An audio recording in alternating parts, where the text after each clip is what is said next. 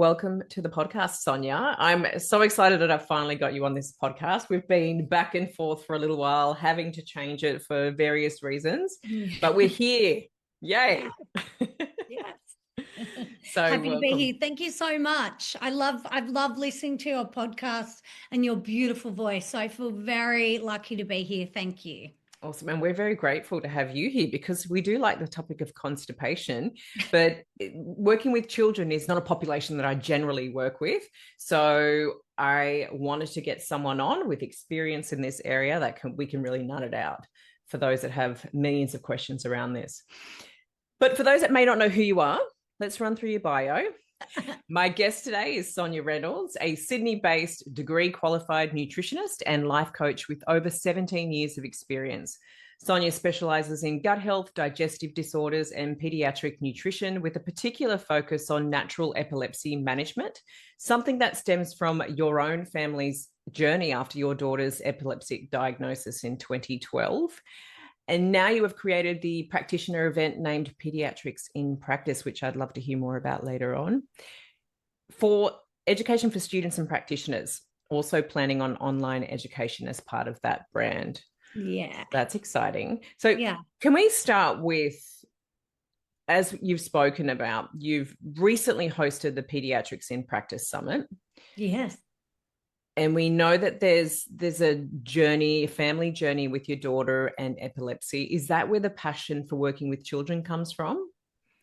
Yes. Thank you. I saw a real gap in the market for pediatric education, um, from even my own experience of having to really learn on the job. Once I Yeah. started getting all these little kids coming through the door, I had to really teach myself a lot, Linda, about what dosage could I use with kids? What will they actually take? Like it's all well and good to have the prescription that you've seen, but what will a child actually take as well? And now that I've got teenagers, I've been through the little kid phase, the gorgeous little people, and then now in that teenage phase where I feel they actually become just as hard as toddlers Right. with compliance and, trying to trick me. Well, let's not trick them, but, trying to support them to comply. So really I came into the pediatric space because I had that lived experience of my little girl suddenly having severe seizures. Hmm. And then fundamentally having nowhere to go or no one to teach me how to treat her and sort of fumbling through that. And then, thankfully, really getting immersed in the pediatric space. And as you say, some people don't want to work with kids as Mm. well. And so it accidentally came to me and then I loved it. And now I can't imagine not working with little people. And I just want to share that passion with our industry. Yeah. And were you practicing as a nutritionist prior to that diving in deeper Diagnosis. because of your daughter, or did you dive into nutrition studies because of that? No, I was qualified Yeah. and I was very newly qualified. I was that classic practitioner that was studying. In my late 20s, I decided I'd become a healer. And then I learned all this amazing knowledge at college back then. And basically accidentally fell pregnant and ended up with the baby at the end, which is very common in our course. I don't know Yes. if you notice that as Yeah, well. yeah. We all get so healthy and we probably remove certain medications from our lives that can prevent pregnancy, and we end up with a baby. So I remember learning about epilepsy when I was studying, but I remember thinking I never want to work with that. That's completely out of my scope. And Mm. I also wasn't really wanting to work with kids per se either, Linda. So it Yeah. was quite a funny journey that, yeah, I basically found myself in this situation and then really threw myself into it. But the great thing is that there is lots of evidence for natural therapy alongside epilepsy. And so just looking for the evidence, and a part of that is that gut brain connection. And that's why I really went down the path of digestion. And I see a lot of kids with digestive issues as well. So today we're going to talk about constipation specifically in It's children. my favorite. Yeah, me too, me too. Live and breathe it. So what are the most common causes of constipation in children, and how does that differ from adult constipation, if it does at all? Yeah, that's a great question. What I find is that a lot of kids' constipation is being driven by uh, a lack of fiber, like eating lots of those white foods with, and not to shame people, sometimes people, have to lean on white foods and just not having enough fiber, people not understanding what fiber is as well, Linda, and so therefore not understanding that. We also want to think about hydration, like 101, like how we're really softening our stools is with fiber and water and helping them to move. And then there's also that behavioral component where maybe they've become constipated, and then they've had perhaps a strain or a tear or something from that, and then they create a fear around it from, say, toilet training, or maybe they've gone to daycare and they're just not drinking the water or things like that. So I see those as the main drivers, and then also illness and a lack of routine around toilet, so that sort of toilet training again. But I Mm, see all of those playing a role in constipation. And also, one that I see a lot is a lack of movement. Like we're just not yeah, moving as much as we used to. And remembering that, the bowel is or the colon and the intestines are a muscle, and we're just not using it, like getting our legs moving, for example. So I would suggest that's similar to adult constipation, like a lack of fiber, lack of water, lack of movement, but obviously the toilet training and the association with pain and discomfort that may come withholding type of withholding. behavior. Yeah, that Behavior. withholding behavior.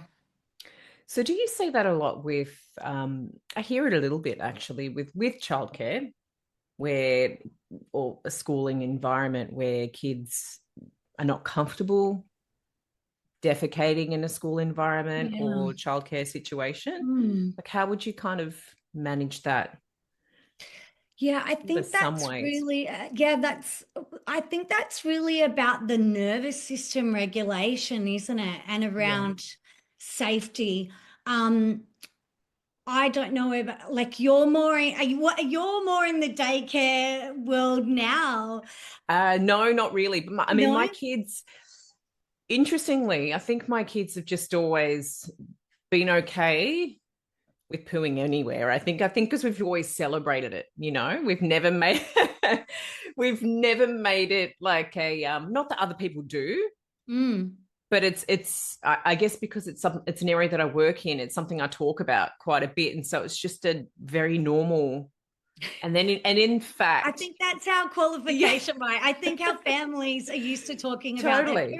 poos. And if my daughter sees, for example, oh, mom, my poos were a little bit red. I'm like, honey, did you have a lot of, like, we ate quite a bit of beetroot like yesterday? And we'll have a discussion around her poo, and I'm like, well, next time you go and do a poo, can you show me what it looks like? Can you leave it in the bowl so I can have a look?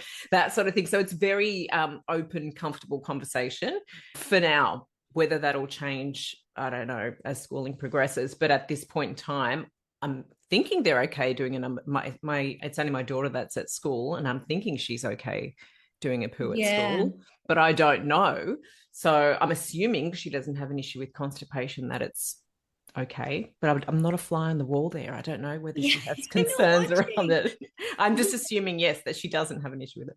Yeah. Yeah, yeah. Well, usually, talking about signs and symptoms of constipation, usually, there may be some pain, there may be distension, there may be, flatulence. So there may be, yeah, like as you say, I don't know, but really there are signs and symptoms that parents can look for. But going back to the question around daycare, I would go back, and it's really about that nervous system and supporting the nervous system, even though we don't think of supporting the nervous system to go to the toilet. I actually think it's a really key It's part huge. of regulating and safety, and having conversations with the daycare around how can you support your child to feel private, or feel supported when they're going to the toilet.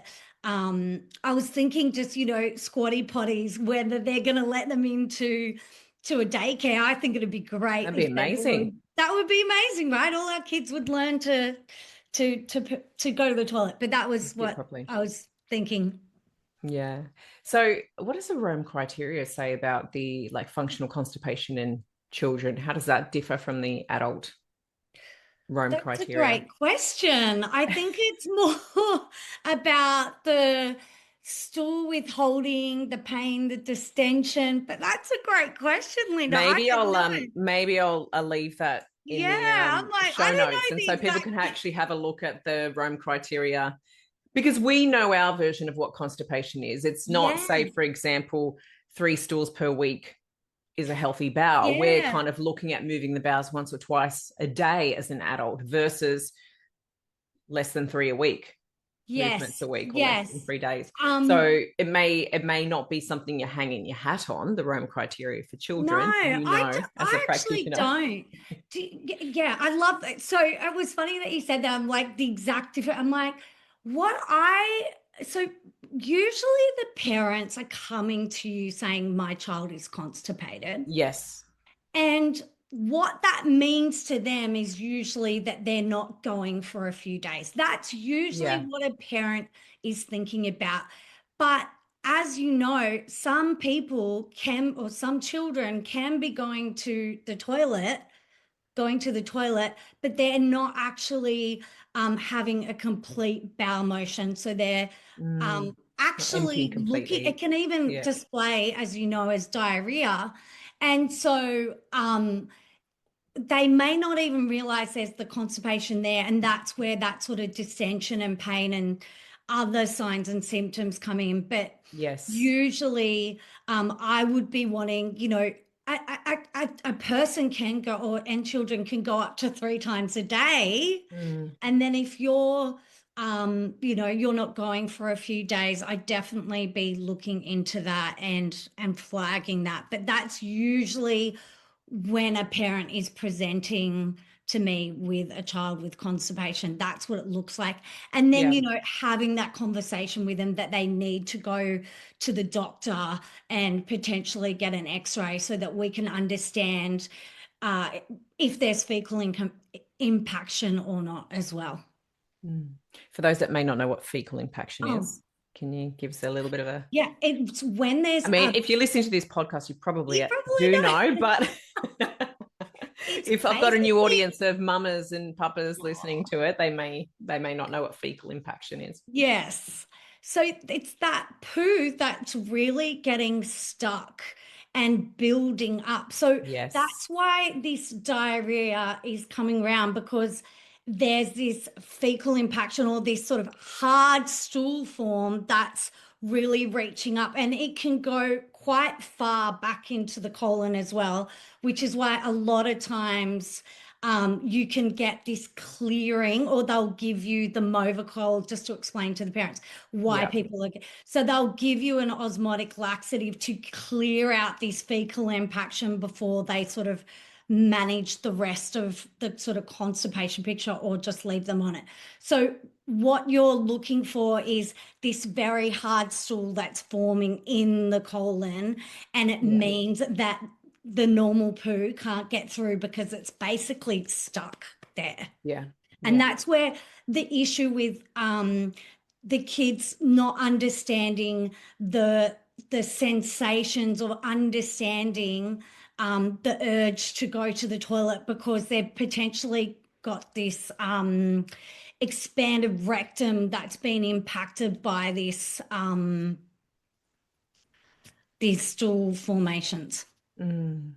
And also that, resisting that urge with the withholding behavior that you spoke about before. You kind of, it's like when you're holding in a pee for the entire day and you're like, oh, that's right, I needed to pee about a couple of hours ago, but I I can't did. I hold in just a pee. kept on working. Yeah. But let's But move on also, from that, because I yes, think that we're yes, not going to get through the 45 minutes because we're yes, still keep on going the quick. Yes. we're nutting it out, nutting out the poos. So from a food first perspective, Yeah. what dietary strategies do you find most effective in the different age groups? And how does this fit alongside conventional guidance? Because as you said, what people are probably recommended to take first would be like Osmolax or, your PEG type, Macrogol type Yes. products. Yeah. I have a lot of patients that come to me and I'll talk to food, but I'll just acknowledge the PEG. They're coming to me with these osmotic laxatives, which means that they're drawing in the water to move the bowel, but it's not actually teaching the bowel how to work. And that's why it's so important to have a strategy alongside these I'm going to call them medications Yeah. alongside them so that the parent can actually help the child bowel learn how to move properly. Yeah. So I tend to actually start before food. I even start with water and just making sure that the water is offered. And I also go into supporting, again, going back to that nervous system regulation and supporting them with some warm baths, some Epsom salts, which are great, and or even some magnesium flakes to really support that reflex and that relaxation. So going in, even if they're on these medications, as I called them, using this alongside them. And then what I would do is keep it very simple with some nice, nice isn't a good word, is it?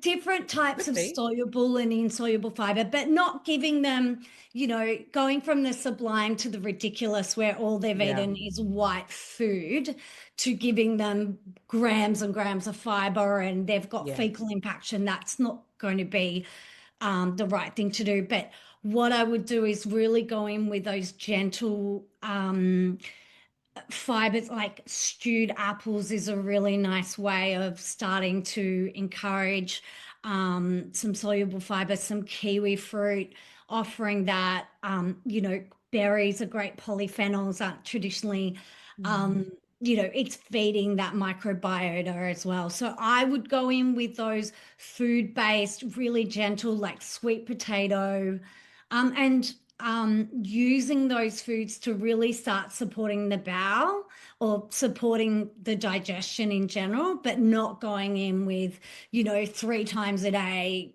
all these different fiber. And then I would look at targeted supplementation alongside it as well.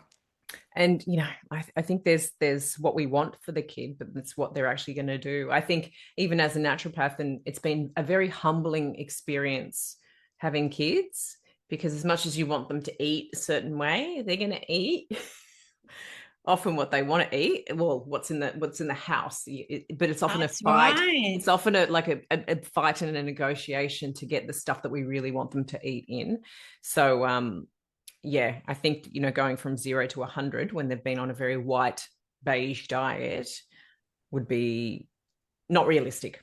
Even teaching, like, say someone's giving their child white bread, maybe you mm, talk to them about some rye sourdough or yes. even white sourdough, like a form of, a fermented um, bread, so that perhaps the child, where perhaps a child that's too big a stretch to just be going down even rye sourdough. That's why I'm saying even getting in different types of what they had before and trying it again. The other thing that I do is I'll batch cook the different um foods that I know that my teenagers will reach for, because Yeah. I see a lot of constipation in teenagers because they've gone back to a beige white diet, right? They're not Yeah. eating that diversity. And so even if I do cooled boiled potatoes and a potato salad is a really great form of resistant starch. And my 15-year-old actually packs her. I felt like I won this morning. She packed her container this morning for school with her potato salad, and I'm like, okay, I've done good here. Yeah. I'll keep some cooked oats in the fridge so they can make a bit of a, coconut yogurt, Mm, some oats, which are a really nice form of fiber, as you know, and some yeah. stewed apples. And then they've given themselves, a nice diverse form of fiber and carbohydrates. And some bowel movers in there, like you said, kiwi fruit and some oats and that sort of thing. What Yeah. about things like dragon fruit? And would you ever give like ground flaxseed to certain children? Like, is there an age group that you'd go, that's kind of not appropriate? That's a great question.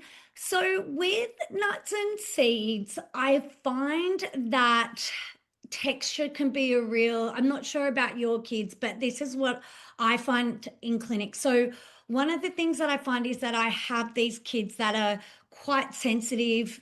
Perhaps they've got some neurodiversity. They're quite sensitive to flavors and textures. So being able to use things like a flaxseed is quite hard to Mm, use in that population.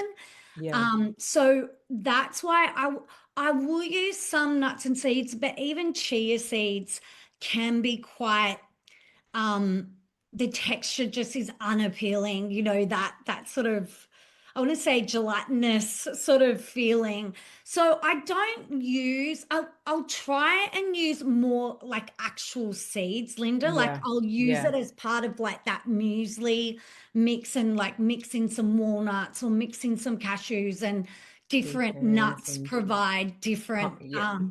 prebiotic fibers, as you know. But yeah, generally speaking, I think I come from that place that I do find it hard sometimes to get those sort of flax seeds in. Yeah. I do love LSA, linseed sunflower almonds. Perhaps I can hide that in a smoothie. I do use like I'm not sure if you do this as well, like smoothies that are like medicine where you're Oh, getting totally. getting all those. Absolutely. So We yeah, things chuck like all that. the But things you're in right. that Look, they won't taste or they yes, won't kind of recognize that you're chucking which in. is why Yeah. it's great to use something like, speaking about nuts and seeds, which in an ideal world, we're going to be recommending nuts and seeds to our patients for sure. And even trial and error of what they will take. But things like PHGG, which is partially hydrolyzed guar gum, Yeah. it's odorless and tasteless. So you could potentially be slowly adding this in while they're on, say, an osmotic laxative. You could potentially be adding in that PHGG at very low doses. You don't have to worry about them avoiding it because of taste or flavor or smell, and slowly start changing the bowel habits that way. So you can remove those interventions that aren't going to teach the bowel to do what it needs to do. Yeah. And when it comes to Osmolax, like Macrogol, are you suggesting, like, do you suggest that they try, say, Lactulose first or something else, or just go on the Osmolax and then for a period of time and then continue on with those other things, those other prebiotic type fibers, all those things that we know can really help move the bowels? Lactulose, I would use within that younger age population, like 6 months plus. I would use lactulose because we know it's got the added benefit of supporting the microbiome.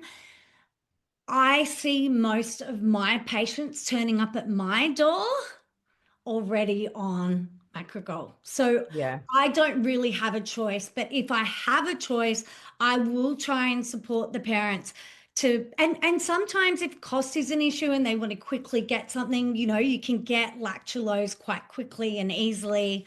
Mm. Um, so depending on what they're turning up with, sometimes I have no choice. I just have to deal with the person Yeah. that's in front of me. And that's where I will use those PHGGs, acacia, perhaps a therapeutic probiotic like a Reuteri or an LGG, depending on if I think they've got other things going on, like an intolerance or an allergy that could be playing a role in constipation. So, really depends on what people are turning up for. But I Yeah. would, if they're a little, 6 months plus, lactulose and a targeted probiotic would be my first point of Or call, yeah. and fluid. Yeah, absolutely. What are you aiming for, well, I guess there's just a wide range of age group. Yeah. Um, and how are you encouraging kids to drink more water? Do you have any tips and tricks around that? Like a fun water bottle, putting something in it. What are your suggestions for those that really have kids that do not want to drink water? Yes, sometimes you can use a dash dash of something like a cloudy apple juice when say they've been that child, because sometimes kids come to you and they're on poppers and they're on, which looks like fruit juice, and they're on sugary drinks or something like that, and water, to go from that to water is really Yeah. unattractive. Yeah. And so using something like a cloudy apple juice or a prune, prune juice is a bit hardcore. Like if you're like I on mean, it poppers, tastes okay. yeah, even some like pomegranate juice, Yes. using just a very small amount to just slightly flavor the water. But I am a big believer in, like, as you say, making water attractive. So using a nice drink bottle. But I also fully believe in monkey see, monkey do. Like, if your kids drinking, see you Yes. drinking water, they will drink it with you. Um, and don't keep anything else in the house. Like there's no other choice. Yeah. And that's me being quite, strict. But if you know that they're always reaching for those sugary drinks and you want them to enjoy water, you've got to really have that as the option for hydration. But I think in that younger demographic, definitely putting their sticker, putting their name on it, Yeah. but sitting with you and really, having a herbal tea together or some sort of Yeah. tea together, some sort of fluid. It doesn't have to be water, but having, I really love chamomile for constipation. It's a carminative. So using something like that as a connection, nervous system, and hydration at the same time. So true, the monkey see, monkey do thing. My daughter, especially, my son as well, if they see me drinking a tea, like making a pot, brewing up a pot of tea and just having it sit there, they'll want to try, they want to have a cup and they just think that it's just something fun that they're doing with their mum. So, you can kind of get really creative with what herbs you want to be drinking in front of them and what they're open to taking. Um, Tea, like all those yummy, like peppermint tea and licorice and licorice. Yeah, I have mm, licorice and peppermint tea. It's so yum. So even offering, like, as you say, and using it as part of your connection, because that's the other part is, and I keep saying it, but that nervous system part of the gut brain connection of the bowels moving. absolutely. Um, I was just going to say something I see. It was a terrible transition. Sorry, Linda. No, please. No, that's totally fine. I think, I'm trying to It's fit it something, all in. yeah. So I have a patient who really stands out in my mind, and his mum brought him. Well, there's two. They're my two sort of that stand out the most in my mind for constipation.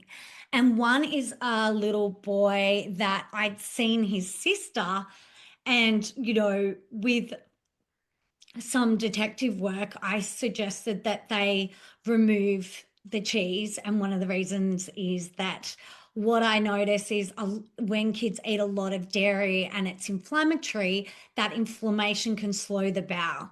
So what I suggested was that we try this with this young boy, and within 2 weeks, he was moving his bowels again. Yeah. He didn't have any fecal impaction. There was nothing more sinister going on that I thought um, was worth a referral. But if I do think that there's something else that could be slowing the bowel, like celiac disease, gluten sensitivity, dairy, I usually find is the biggest culprit, lots of milk, lots of cheese, then I will go down that path. And generally, what I'll do is an elimination diet under my guidance to just test the hypothesis.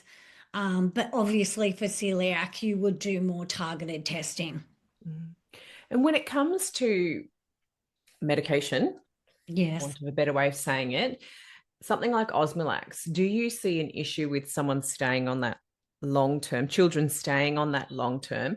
And are there any other medications or even herbal things like senna that people might stay on ongoing for a long term? Do you see any issues with any other things that you find in clinic people stay on for a lengthy period of time? The major one would be the osmotic laxatives are the ones that they tend to stay on. Yeah. If they'll use a lot of they will sometimes use the senna tablets without realizing that that's what's in it. Um, so generally what I'll try and do, and I find this a lot in adults. I don't know about you, Linda, but I find a lot of adult females have been on a senna type irritant laxative for a really long time. And so just trying to educate them that that's not the best way to support your bowel. And then what I will do is introduce those more I don't want to say the word safe, more effective prebiotic fibers that are going to teach the bowel to work. So things like acacia is a low FODMAP type of prebiotic fiber. I'd also get them PHGG. I also find doing some sort of stool testing so that we can see what may be missing. Is there any inflammatory markers, things like that. So generally, I will leave them on that osmotic laxative and I will slowly introduce my prebiotic fibers. Obviously, because I don't want them to have explosive diarrhea, we want to be very low and slow. Perhaps we're doing the magnesium baths alongside it or taking oral magnesium. And you've talked a lot about magnesium and its benefits for the bowels. And so then, yeah, trying to really wean them off that so that their bowel can eventually start to learn. But I wouldn't just stop it straight away. And a Yeah. lot of reasons why they're on it is because they've had that fecal impaction, as I said, Mm. and or they haven't been given a plan to remove it. So And it's important to move slowly that, titrate it. the impaction. And I think Exactly. you make a good point about doing further investigation like the stool test, because you want to really, the other thing I'm thinking of, if people stay on these things ongoing, they're not really Mm. looking at the driver if they're not working with someone like yourself. And so if you're doing a stool test, you might see elevated levels of methane or something else, for example, but also Yes. giving it time. I'm thinking of even an adult that's recently come to see me who has had chronic constipation for as long as she can remember. She's in her 60s and it's gotten worse over the last 5 years. And we got her on the foundational things while we further investigated with the stool test and all the rest of it. In the early days, she's like, oh, nothing's really moving, and then it kind of kicked in. So I have to say, give things a little bit of time as well, especially if it's been an issue for you for a long period of time, and then you're starting to reintroduce certain foods that support bowel motility, as well as the prebiotics and that sort of thing. They may not be as fast acting as some things, but some may. Give it a bit of time. Absolutely give it a little bit of time rather than throwing in the towel. you know? 100%. And I wonder if I see this a lot. There's that hypothyroid, more in my adult population of constipated women. I'm saying women because I tend to see Yeah. women, is I'll generally find that they'll have some form of hypothyroidism, and I'll notice that they'll have the sluggish bowel, the dry skin, all those things that come along with it. I notice that a lot. And I also, just one thing about things taking a long time, sometimes it can be so quick. So, Immediate. yeah, Absolutely. Yeah. immediate. Yeah. Like this child, the mum said the child's never going to the toilet, blah, blah, blah. I'm like, can you just start with a nice warm bath with some magnesium flakes in it? And she literally messaged me, was like, that was the first time he'd gone to the toilet in days. And he even was like, Mum, this works. So even though things can take a long time, I also see what we do can happen really quickly and really Absolutely. effectively.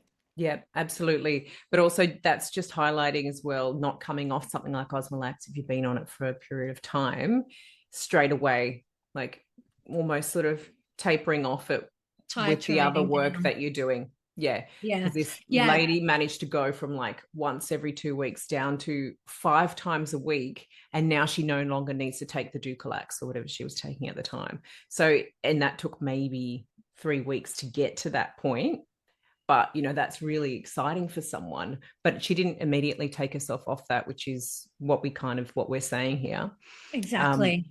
yeah, which is why I brought it up. Sometimes you go on a tangent, you're like, oh, why did I bring that up? But now I've gone back. But anywho, I'm conscious of the time, and I do want to talk about probiotics because the Please. evidence in that space is a little bit Yes. mixed. Some Mm. trials show real benefit for stool frequency and fecal incontinence. Others show no difference from placebo. So which strains or combinations do you reach for clinically in that pediatric population, and why? I I have the opposite um experience with probiotics. I think they're very effective Great. for these little people. Yes, I'll use prebiotics, no question. And the good thing about doing a stool test is it sometimes might highlight where this little person may be lacking. So, for example, perhaps this child had an illness, antibiotics, and then, you know, it's really wiped out their bifido. And so we know that bifidobacterium is really a foundational bacteria for little people's guts. And so I use BB12 very Yeah. effectively in this slow bowel population. I also use the Reuteri, as I said to you, and you mentioned methane dominant SIBO type picture. The And Reuteri. you do see this more than you think in a pediatric population. So the benefit of the Reuteri is that it can support that Can methane help reduce dominant. that methane overproduction. Yeah, really Yeah, powerful stuff. it's so But phenomenal. again, when you know what you're treating, right? When you When you know can what you're get really treating. targeted, hence why Yes, the stool yes, test. targeted probiotics. Yeah. But also, when I'm not actually, say I haven't done a stool test, which isn't as likely now, I do tend to do them with most of my patients because we have that shotgun technology where we can really get an idea of the terrain, which is important.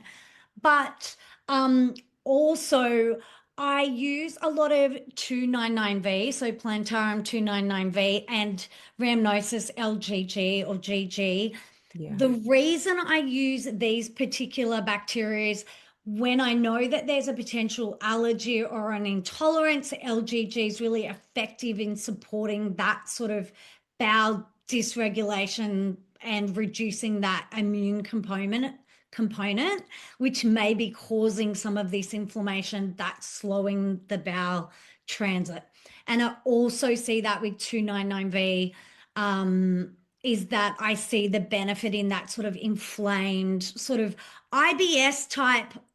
We've got to be careful with diagnosis when we can't Mm, diagnose, but knowing that there's this sort of dysregulated bowel and that there's inflammation, but we're not sure where it's coming from, and just using that to really bring down that sort of inflammation that could be driving some of the slow transit. And do you ever recommend in that sort of pediatric population the Valia yogurt because of the clinically trialed strains? I find that to be really effective in adults, Yes. So I'm wondering whether that's a nice little simple addition for some kids if they're okay with dairy, or you're happy for them to stay on it. So what I find with dairy, it's usually those kids that are having liters of milk and cheese. Yeah. But if you look at that, at yogurt, and how it's this really beautiful fermented food that's got the bacteria in it, they may be able to, after a certain amount of time, tolerate it. So I will use yogurt, or you can also get kefir. You use the kefir again in that sort of smoothie where you're getting in all the goodies. So yes, I will prescribe like a functional food like a Valia sometimes, but I'll also look at using those fermented foods depending on the child. So using something like a kefir that you can hide in a nice smoothie or mix Yeah. in, so because it's quite sour, right? Yeah. Yeah. But so's true yogurt is sour also. Yes. Um, Yes. so just trying to get that sour prebiotic and probiotic in, yes. Mm. Excellent. Now, ooh, where are we going to go from there? I've got loads of questions left, and we've got like 5 minutes. I hope um, it's okay. I'm like, oh, no, it's good. So we've spoken about Macrogol as the first yeah, line yeah, yeah, often. yeah, The lots of dietary approaches. yeah, What are the red flags for you that indicate a yeah. child needs further medical investigation? I will, it's amazing how many people not ignore or discount their child's discomfort. So a Mm, lot of times I'll have parents come to me saying, my child has reported a sore tummy all the time. And I will refer. So any sort of discomfort or pain cannot be ignored, and 100% they need to get further testing. I will always do the stool testing, as I said, alongside it. And sometimes once I've done the testing, there may be some flags in that testing, say an elevated calprotectin, or perhaps there is some blood yeah, in the stool. So they are major red flags. And yeah, also if the parent reports blood in the stool as well, mm, even if it could be a tear, it could be a tiny tear from pushing out a poo, basically. yeah, However, it could be something more serious, so we have to always refer. But to be honest, Linda, I will try and refer parents back to their GP for some testing, whether it's for celiac, whether it's for IgA, IgG, IgE type testing, blood testing to yeah, go alongside it, because I find a lot of times celiac can be missed. And so mm, not being afraid to refer back and getting intervention from a doctor sooner rather than later. So, really, potentially, I'm referring quite quickly and working alongside a doctor who can order these tests for these kids, because, we do have to take, the constipation that really doesn't have a reason why. We need to listen to that pretty quickly, yeah, rather than sort of just getting the child to drink more water. yeah, absolutely. So the last question I wanted to ask you, and then if you wanted to add anything more that you feel like we really should address, feel free. But how does the gut microbiome in early childhood influence long-term bowel function? And is there a critical window for intervention? When people say that there's a critical window, I feel like it gives us all permission to give up and not think about this. Like, our beautiful microbiome is living and breathing and changing and evolving. And that's what's really great about it. So I would say to a parent or a person, it's never too late to make changes and impact your gut. So I Absolutely. don't believe that we should have that sort of black and white thinking. I think that a lot of times we do have to notice how our child is going to the toilet. I think a lot of times people will on reflection go, oh, that's right, they had really shiny poos. Oh, that's right, they had colic. So I think it's really critical that we do, however, pay attention to perhaps our breastfed child. Maybe they had antibiotics when they were born. Maybe you had antibiotics. So I think there is that critical window around birth and that birth experience in those first, few weeks of birth. I don't think that it's not critical. It is, but the good news is we can do things back here. But I would suggest, if you're pregnant or you're just having a baby, I would suggest that those first few weeks are critical for you to understand if there's anything else that may be missed further down the track. But and that would be things like blood in the stool, colic, shiny stools, that real mucus looking stool, Linda. So having Mhm. those on your radar, but also knowing that if they're missed, you could pick it up later. And I just think that you can change your microbiome at any time. Absolutely. No, absolutely. And pain, obviously, if your child's always Pain. complaining of pain of some sort. And when they're like their little legs are running like that classic colic and they're unsettled and they can't sleep, these are real signs that they're reacting to something and taking notice of that. I would definitely be looking into that even as a little bub. So, is there anything that we left out that you would love to run through before you tell us about your summit that has just been and gone? If you're going to put it on again, and some of the other offerings that you've got on the I horizon. think I love that. So the main thing that I want parents to know is that even the most simple, gentle remedies can support constipation. So I really like tummy massage with some maybe castor oil or some jojoba, or even your hands and some cream, and just really moving that bowel. That's me doing the shape Yeah. of the bowel, but you can't see my hand. I'm with you. Like, yeah, even moving the little bub's legs and getting them moving. Um, Starting with things like that and hydration, warm baths. We know that, having dinner and a warm bath is really stimulating that rest and digest and getting us into a safe place and really being in that rest and digest. So thinking about our nervous system as part of our digestive system. Awesome. Amazing. And tell us now about Pediatrics in Ah, Practice. Was that the first time you ran it? Is it yes. yes? How did it go? Will you run it again? Who's it for? Thank you so much. So, Pediatrics in Practice was born because, as I said, there was no training in peds when I was at college a long time ago. And then I worked in capacity at a supplement company, and we used to be called for kids dosing. And we would do the little calculations and then kind of go, oh, you could do this or you could do that, but we're too scared to give the dosing. And I looked around at the what I felt was a missing part of our education. And I also wanted education that was non-biased, Linda.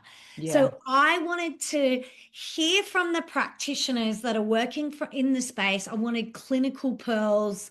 And I wanted to be able to share that with students and other practitioners because sometimes we kind of gatekeep without even meaning to, right? Yeah, Our knowledge and our skills. So if we can open it up to students and other pracs, and I did have that scope of student to a really experienced pracs who said that they got clinical pearls from the practitioners that were presenting. So the real brief for me was I want to hear what you're doing in clinic for certain conditions and where are you seeing your results? And I want it to include functional testing, food, lifestyle. I want to hear the whole gamut.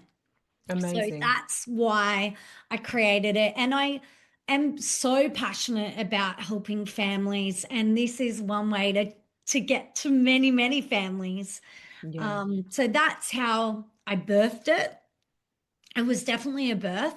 yeah. Um, but I loved it. And the feedback has been awesome. So I am running one next year. So Amazing. You've got the template now. So I'm that's ready to go. So I've got to find my presenters. So if there's anyone that's, working in that pediatric space, and it Mm, doesn't have to be a naturopath or nutritionist, I really want to open it up to chiros, osteos, speeches, really open up what we can learn from other practitioners as well, Linda. Like there's so much amazing. good that we can learn from each other. Yeah. And so that should be in May 2027. And then in the meantime, I am going to be selling the recording of Oh, the fantastic. this one. Yep. And I'm also looking to do some training on kids pathology Awesome. online. Again, it's like finding out even the microbiome, right? Oh, yes. It's so nuanced. You can't you can't treat the pediatric microbiome exactly the same Exactly as as the like adult. You another. just cannot. You've got to educate yourself around the differences, the And nuances. you've really got to go and dig into the data that you can collect now, which is really great with that shotgun sequencing. Like you Yeah. can see what's in there. And maybe there's not enough of the bifido, as I said, like when you're looking for that sort of pediatric population, you want to see that predominantly. And so I really feel like there's an immense opportunity for the industry to learn from each other and help us to grow and be better practitioners. Yeah, absolutely. Well, I'm grateful that you're putting it out there now. You sound very passionate Yeah, about it. So no doubt you're going to attract the right people to thank, join you. But thank you. I do appreciate you coming on today. So where can people find you? Obviously, I'll have everything in the show notes if people want to reach out to Oh, yourself and find thank out more of you. your offerings. So it's Sonya Reynolds, SONYA REYNOLDS, Sonya Reynolds, and pediatrics in practice falls within there, and also my booking to work with me as a patient. Thank you. Amazing. Well, thank you so much for joining me today. We made it happen. Hooray. And guys, if you've enjoyed this conversation or you know someone that needs to hear it, make sure you share this episode with them. And while you're at it, please subscribe to Love and Guts so that others can view it and find it super easy as well and fill up on the valuable content that we've heard here today. Thank you. Thanks so much.